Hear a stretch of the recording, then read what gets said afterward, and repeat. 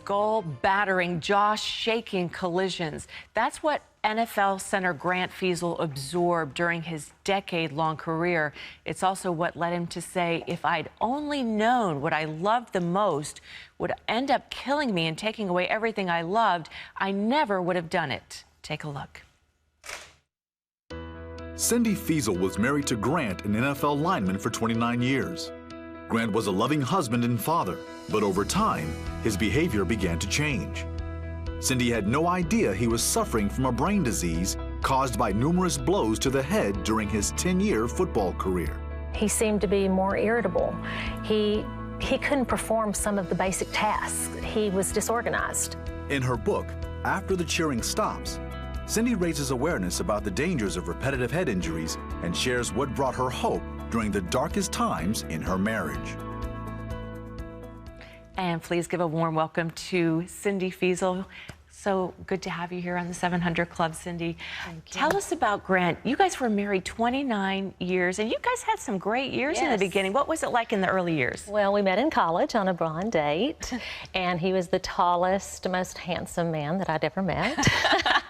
He was smart, and he loved to play the guitar. He loved poetry. Wow, a Renaissance man. I know, that's what I said. A Renaissance man, and he was everything that I couldn't imagine. I found anybody else that could be as great as he was. And he was so smart. He had a 4.0. He was accepted into every dental school in Texas, and he won every award there was to possibly win. He was an academic All-American all of his years of football, so he had a brilliant mind. Well, Cyndy, when did you first start noticing changes in Grant's behavior? Well, at the end of his career, 8 years, I guess, before he retired, he had a serious staph infection. And serious enough that the doctor said if we don't get it under control, he could actually lose his leg. And also, did the staph infection come from an injury on the field? Yes, it came from an injury, and he had a knee surgery, and he got an infection from that. So it was very, very serious. And also, he had a port put in his heart where antibiotic could be delivered straight to the chest area. So it was very serious, and it was a strong medicine that finally ended up turning it around and making him better, but still it was very, very, very serious. And I remember him saying, you know, I still want to play. And it was scary to me because that had been such a huge injury. When he was in the hospital, he started taking painkillers, right? Well, I'm sure that painkillers were part of the, But it was the drinking. He started drinking. Yes, after this, he started drinking some, and it was unusual behavior because he would bring alcohol in, and then he would put it in a bag and take it out and throw it in the dumpster. So that was unusual. And then there were little pills that came in along the way, too, that he would say, you know, I'm having trouble sleeping, which he did. He started having trouble sleeping and just being comfortable.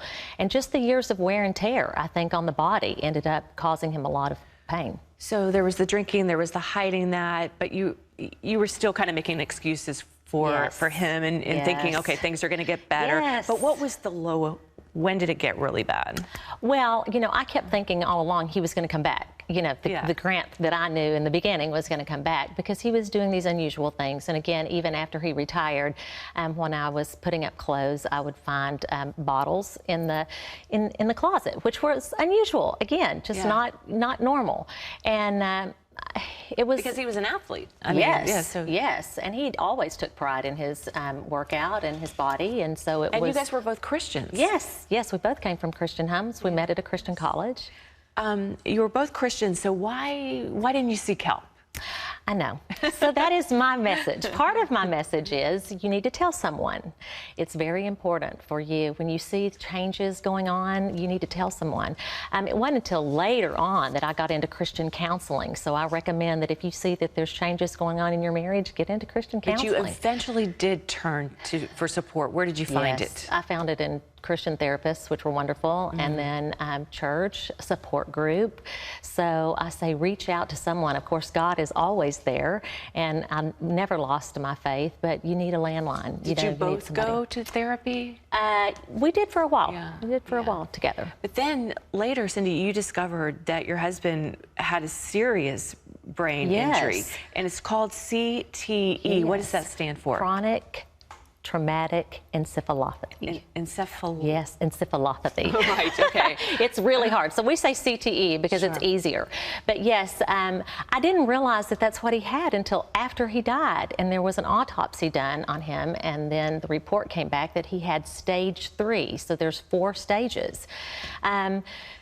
It was overwhelming to me when I started looking at the evidence. I got on the Mayo Clinic's website and I looked at all the symptoms. And as I was reading the symptoms, I became more emotional because I thought, this has been the path that our life has taken. I had started journaling about 7 years prior, and I started thinking of specific stories in my journals that actually fit the CTE symptoms. Yeah. It was just stunning to me. So unfortunately, you guys did divorce about a 7 months prior. And he died. And he died 7 months later. Wow. Yes.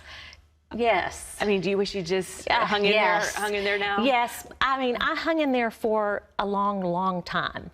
The only piece that I have is that at the end, Grant and I did make amends, which, hallelujah. Yeah. So he was in the hospital and he knew he was dying. And one day as I was walking out the door, he said, "Hey, Cyndy, I just want to ask for your forgiveness for everything." Wow. Wow, wow. And that just brought so much healing to you after everything you've been through, because this was the man that you loved and you'd seen this disintegration. But then you wrote this amazing book called After the Cheering Stops. And what is the message that you want the readers to take home from this? Well, I want everyone to understand that CTE is a serious disease and that it's affecting athletes of all ages. It's not just people that have played in the NFL. It's repetitive hits to the head causes brain trauma. I want people to understand that. I want mothers to understand that when they're thinking about signing their 5-year-old up for football. Please, and I'm talking about all high-impact sports, soccer, boxing, wrestling, any high-impact sport has brain issues. And so please, please, check into it. How long has Grant been gone now? Almost 5 years. And it's still really, I'm sure it still seems like I cry every day, just a little bit. Well, God bless you, and thanks so much for writing this. This is going to help so many people, Cyndy. I'm praying so. Well, Cyndy's book, again, it's called After the Cheering Stops. It's available wherever books are sold. You can also watch a behind-the-scenes interview with Cyndy on our Facebook page. You want to do that, just go to facebook.com/700club to check that out. Cyndy, great having you here. God bless you. Thank you. I appreciate it.